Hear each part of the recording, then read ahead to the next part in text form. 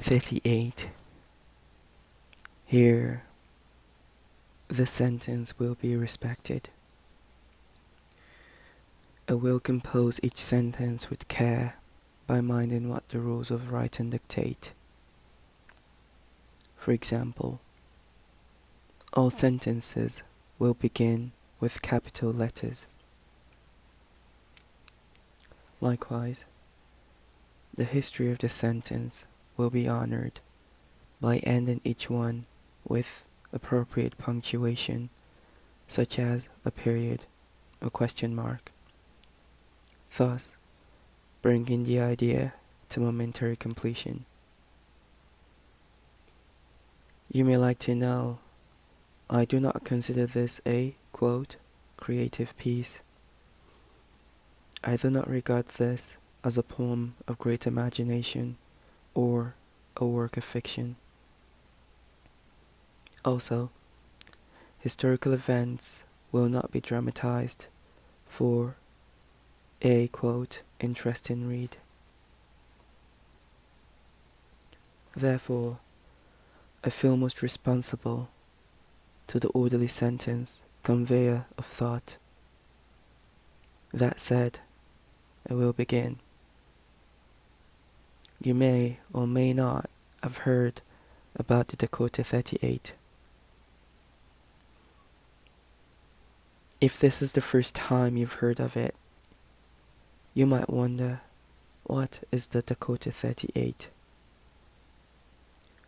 The Dakota 38 refers to 38 Dakota men who were executed by hanging under orders from President Abraham Lincoln. To date, this is the largest, quote, legal mass execution in U.S. history. The hanging took place on December 26, 1862, the day after Christmas. This was the same week that President Lincoln signed the Emancipation Proclamation. In the preceding sentence, I italicize, quote, same week for emphasis. There was a movie titled Lincoln about the presidency of Abraham Lincoln. The signing of the Emancipation Proclamation was included in the film Lincoln. The hanging of the Dakota 38 was not. In any case, you might be asking, why were 38 Dakota men hung? As a side note, the past tense of hang is hung. But when referring to the capital punishment of hanging, the correct past tense is hanged. So, it's possible that you're asking, why were 38 Dakota men hanged? They were hanged for the Sioux Uprising. I want to tell you about the Sioux Uprising, but I don't know where to begin. I may jump around and details will not unfold in chronological order. Keep in mind, I am not a historian, so I will recount facts as best as I can, given limited resources and understanding. Before Minnesota was a state, the Minnesota region, generally speaking, was the traditional homeland for Dakota, Anishinaabeg, and Ho-Chunk people. During the 1800s, when the U.S. expanded territory, they, quote, purchased land from the Dakota people as well as the other tribes.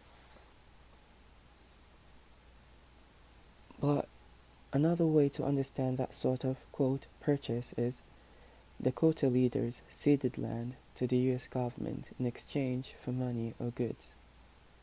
But most importantly, the safety of their people. Some say that Dakota leaders did not understand the terms they were entering, or they never would have agreed. Even, others call the entire negotiation, quote, trickery. But to make whatever it was official and binding, the US government drew up an initial treaty. This treaty was later replaced by another, more convenient treaty, and then another. I've had difficulty unraveling the terms of these treaties, given the legal speak and congressional language. As treaties were abrogated, broken, and new treaties were drafted, one after another, the new treaties often referenced old defunct treaties, and it is a muddy switchback trail to follow. Although I often feel lost on this trail, I know I am not alone. However, as best as I can put the facts together, in 1851, Dakota Territory was contained to a 12-mile by 150-mile long strip along the Minnesota River.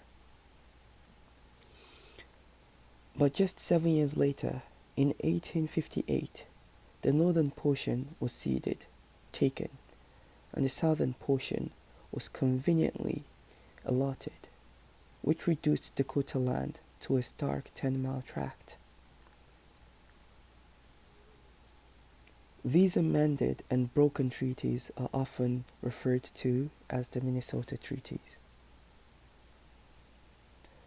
The word Minnesota comes from Mini, which means water, and Sota, which means turbid. Synonyms for turbid include muddy, unclear, cloudy, confused, and smoky. Everything is in the language we use. For example, a treaty is essentially a contract between two sovereign nations. The US treaties with the Dakota Nation were legal contracts that promised money. It could be said this money was payment for the land the Dakota ceded, for living within assigned boundaries, a reservation, and for relinquishing rights to their vast hunting territory, which, in turn, made Dakota people depend on other means to survive. Money. The previous sentence is secular, akin to so many aspects of history. As you may have guessed by now, the money promised in the turbid treaties did not make it into the hands of Dakota people. In addition, local government traders would not offer credit to Indians to purchase food or goods. Without money, store credit, or rights to hunt beyond their 10-mile tract of land, Dakota people began to starve. The Dakota people were starving. The Dakota people starved. In the preceding sentence, the word, quote, starved, does not need italics for emphasis. One should read the Dakota people starved as a straightforward and plainly stated fact. As a result, and without other options but to continue to starve, Dakota people retaliated. Dakota warriors organized, struck out, and killed settlers and traders. This revolt is called the Sioux Uprising. Eventually, the US cavalry came to Minnesota to confront the uprising.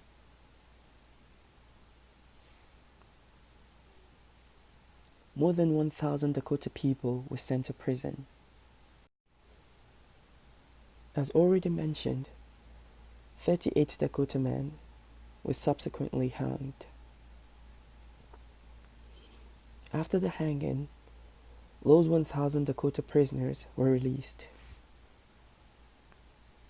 However, as further consequence, what remained of Dakota territory in Minnesota was dissolved, stolen. The Dakota people had no land to return to. This means they were exiled. Homeless, the Dakota people of Minnesota were relocated, forced, onto reservations in South Dakota and Nebraska. Now, every year, a group called the Dakota 38 plus 2 Riders conduct a memorial horse ride from Lower Bro, South Dakota to Mankato, Minnesota. The memorial riders travel 325 miles on horseback for 18 days, sometimes through sub-zero blizzards. They conclude their journey on December 26, the day of the hanging.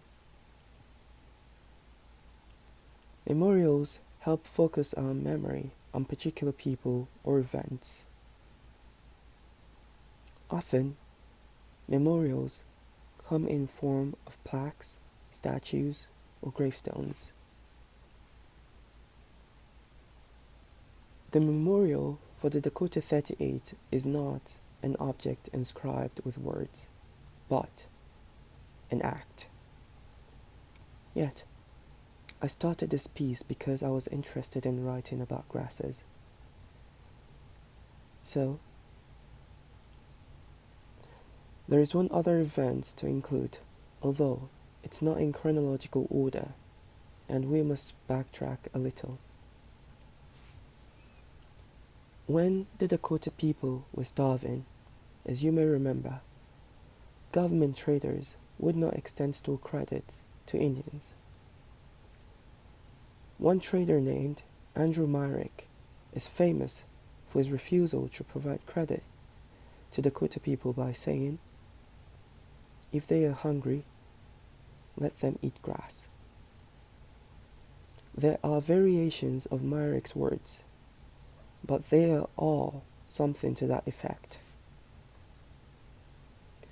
When settlers and traders were killed during the Sioux Uprising, one of the first to be executed by the Dakota was Andrew Myrick. When Myrick's body was found, his mouth was stuffed with grass. I am inclined to call this act by the Dakota warriors a poem. There's irony in your poem. There was no text. Real poems do not really require words. I have italicized the previous sentence to indicate in a dialogue a revealing moment. But on second thought, the word, quote, "let them eat grass," click the gears of the poem into place. So, we could also say language and word choice are crucial to the poem's work. Things are circling back again. Sometimes, when in a circle, if I wish to exit, I must leap and let the body swing from the platform out to the grasses.